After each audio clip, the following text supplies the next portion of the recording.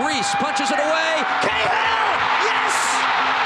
Off the head, Tim Cahill levels the match with practically no time remaining.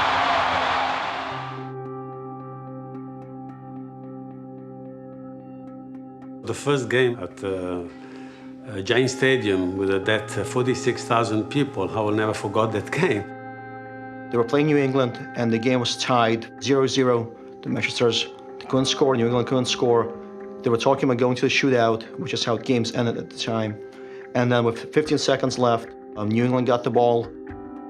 In an instant, the ball was played cross-field. And the ball goes out wide to my left, and I'm thinking a shot is coming, and then Darren Sawatzki makes a run. Welton with Darren Sawatzki in a great position. Sawatzki for New England, the Euro save. It's knocked into the net. An own goal. Nicola Caricola with a known goal. That's the way this one's going to end. Last minute at home, the first game. So I was sad and responsible for the result, basically. You know, that you feel that, definitely you feel that. Caricola tried to send it across the end line, instead put it in the top right corner. And you see Caricola cannot believe what he has done. People continue to talk about the story. They call it the curse of Caricola. I don't necessarily buy into that whole thing, but surely it was a time that for anyone that was at that game will never forget.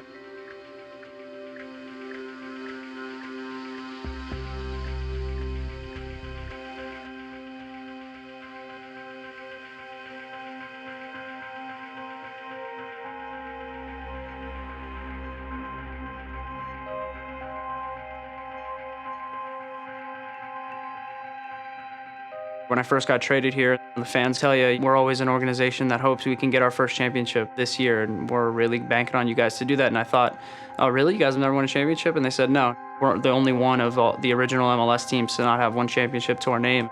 I did know that there was sort of a feeling amongst Red Bull fans that this organization has been cursed. The curse of Caricola is a great story to me, you know? It's like the curse of the Bambino. Do we believe in voodoo? Do we believe in magic? Are we really sitting here saying that a player cursed us?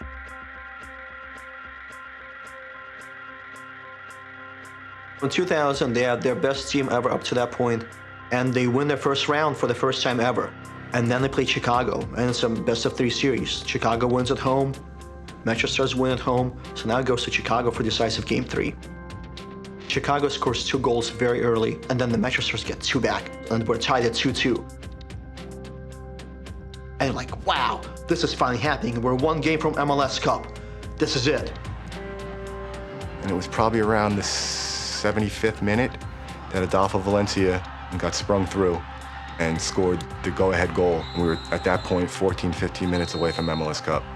The feeling that I had at that moment was pure joy, followed by what I would only assume a heart attack would feel like when we looked over and realized the linesman's flag was up, calling it offside, pulling it back.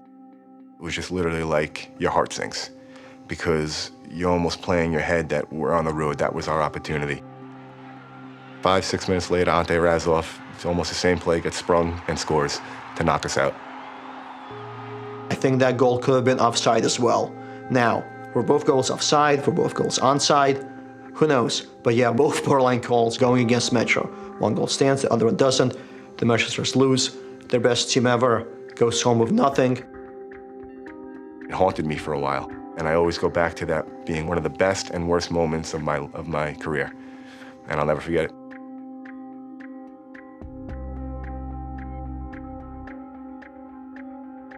We were very confident going into the final. Played against Columbus, dominated Columbus for most of the first half. We gave up a goal late in the first half to go down 1-0. You know, still felt pretty confident because we were playing so well.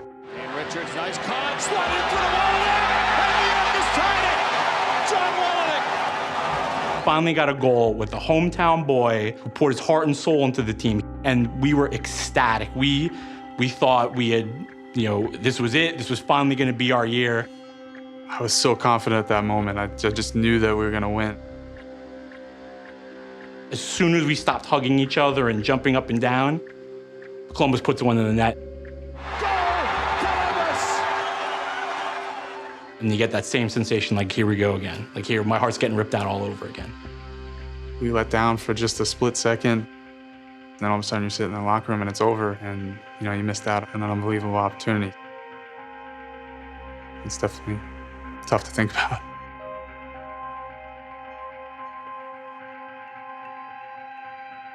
We go down there, we get a good result, 1-1 in DC, something we can definitely come back and be confident going into the second leg. We had home field advantage. Then obviously during the game, we feel like we're the better team. Eyes on him. McCarthy. Kenny Cooper. Flag stays down. Kenny Cooper is fouled. It's a penalty and it could be a red card and this could be the defining moment. The referee calls the penalty kick. You're thinking, okay, this is good for us. This is a chance for us to go up 1-0 in front of our fans at home. But not only the penalty kick, the red card as well was huge because they had to go down a man. And their keeper comes into the game cold. He doesn't have any warm-up. He comes straight in and has to face Kenny Cooper, one of the deadliest goal scorers this league has seen. Kenny Cooper, right-footed, in! Penalty kick goes in. You just feel that sense of relief. You feel that sense of confidence that you're going to go on and win the game. The New York Red Bulls have the lead, but wait a minute. It's going to be encroachment. As soon as it happens, the referee comes up, blows his whistle for encroachment. Inconceivably, veteran players for no reason ran 5 yards offside before the whistle was blown, before he went to take the kick. And as soon as the ref called it back, it's kind of like a sense of shock. Like, this really isn't happening right now. Kenny Cooper is going to be forced to retake it. And that hope, that little hope angel in your head keeps saying, no. But 17 years of play of failure tell you, no, this is not going to end well. It's still 0-0. Kenny Cooper, once again, saved! Would you believe it? And you just stare and you think, wow, this is happening again. Space here, Russell, inside the area. De Leon! Oh, goodness, he scored! Inside the final 3 minutes! The longer you're on the team and the longer you go without winning some silverware that the fans can be proud of, obviously the more frustrating it gets. I think that whenever we lose in the postseason, it always wears on the players. You thought you were in control of everything and it's just taken out of your hands like that. And it's the worst and most bitter of losses.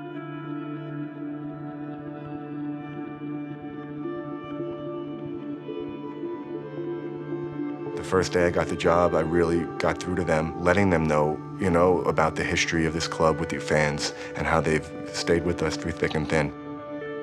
I still see the same fans that are out there now that were when I was in '98 and a rookie. And I owe them. This organization owes them. It's tough, but at the end of the day, when you're a sports fan, you know that heartache's part of it. I think we all kind of search that out when we become a fan of a team or a club. It's the highs and the lows that make it exciting. And, unfortunately, the club has had a few lows, which is tough. But at the same time, it's going to make those highs fantastic. So curses are meant to be broken. You always have to hope. You cannot lose hope, because if you don't hope, what's the point of being a fan?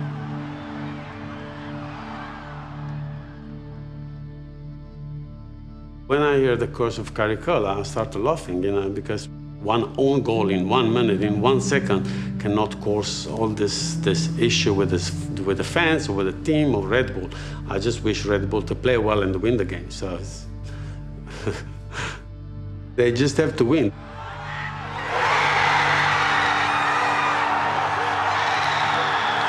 No, don't believe in a curse. I believe in we get what we put in. That's what I believe in.